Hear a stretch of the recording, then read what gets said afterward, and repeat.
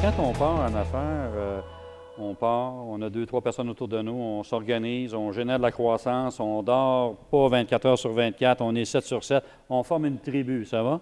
Puis à un moment donné, on sait que les tribus, ça commence à penser pareil, ça commence à développer le même esprit, ça ne regarde plus beaucoup à l'extérieur, puis on a de la misère à laisser rentrer du monde dans la tribu. Puis la tribu a rejeté. Alors comment, toi, Tout à fait juste comme observation en ce qui nous concerne. Alors comment tu as géré ça, ce phénomène-là? Parce que la tribu, elle peut se replier sur elle-même, puis elle peut mourir. Bien, je dirais que moi, j'étais encore en apprentissage là-dedans, au sens où ça fait, chez Apollo, ça fait moins de, je dirais à peu près 18 mois qu'on peut vraiment parler d'une série de VP, là, de cadres intermédiaires qui chapeautent chacune des unités d'affaires ou des fonctions transversales. C'est une structure qui est relativement nouvelle. C'est pas de dire qu'il n'y avait aucune structure ou hiérarchie avant, là, il y en avait, mais elle a vraiment pris forme dans sa façon la plus, je dirais, accomplie, là. Ça fait juste 18 mois, donc j'étais encore là-dedans à apprendre comment recruter puis former des cadres. Tu sais, fait que je suis un peu un newbie là, dans ce sens-là.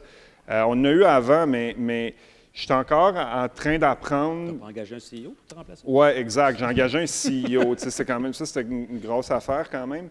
Dans le parcours d'entrepreneur à gestionnaire, en tout cas, longue histoire. Mais le point que je voulais faire, c'est que promouvoir de l'interne ou engager de l'extérieur, moi, je n'ai pas encore répondu à cette question-là. Qu'est-ce qui convient le mieux pour mon entreprise? On a des succès, des échecs des deux côtés. Bien entendu, promouvoir de l'interne, c'est qu'au niveau culturel, tu n'as pas de choc, tu as une certaine continuité, tout ça. Mais en même temps, peut-être qu'avec cette mentalité de clan-là, tu te prives de talent. Donc, dans certains cas, on essaie de faire venir des gens de l'extérieur. Moi, personnellement, j'aime ça, du sang neuf, d'autres idées, tout ça. Ce qui arrive, mais je suis sûr que c'est commun à plein de domaines, c'est que c'est pas facile de trouver des gens. Nous, on est le plus gros employeur de compositeurs de musique au Canada, puis les personnes qui vont diriger des compositeurs de musique, c'est nous qui les formons. Il n'y a pas de gestionnaire. À la limite, bon, on pourrait dire, je vais aller voir des gens qui ont de l'expérience au Cirque du Soleil ou chez Sidley, des gens qui ont géré des équipes de création.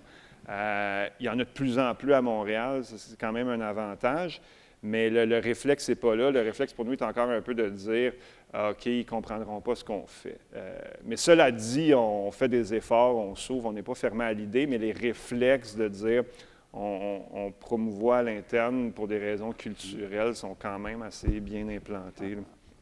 Excuse-moi, juste compléter, on essaie beaucoup de former. Ça, c'est la nouvelle affaire chez nous qui marche vraiment bien. C'est que si on fait une promotion à l'interne, bon, on accompagne ça de formation. Puis ça marche vraiment. Puis c'est un peu depuis l'IMBA, j'ai fait comme, OK, coudonc, il s'est écrit quelques livres sur le monde des affaires dans la vie. on pourrait peut-être commencer à les lire un peu. À part les passages de professionnels à premier niveau. Ben, c'est ça.